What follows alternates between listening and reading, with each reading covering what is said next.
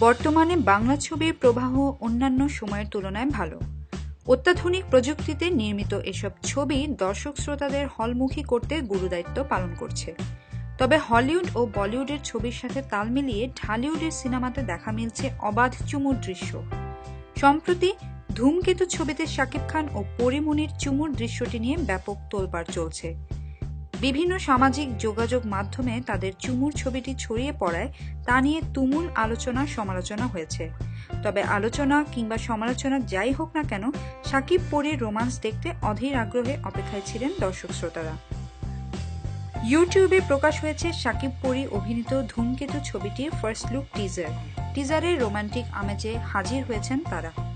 টিজারটি প্রকাশ হওয়ার পর চুমুর দৃশ্যটি নিয়ে আবারও মাথাচাড়া দিয়ে উঠেছে সামাজিক যোগাযোগ মাধ্যমগুলো।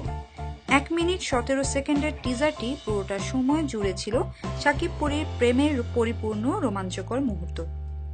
শফিক হাসানের পরিচালনায় শাকিব পরীর পাশাপাশি ছবির আরেকটি গুরুত্বপূর্ণ চরিত্রে অভিনয় করেছেন তানহা তাসনিয়া। এছাড়াও বিভিন্ন চরিত্রে আরও অভিনয় করেছেন অমিত হাসান, দিতি, আলিরাজ প্রমুখ। নিত্য নতুন খবরাখবর জানতে আমাদের চ্যানেলটি সাবস্ক্রাইব করুন, লাইক, কমেন্ট এবং শেয়ার দিতে ভুলবেন না।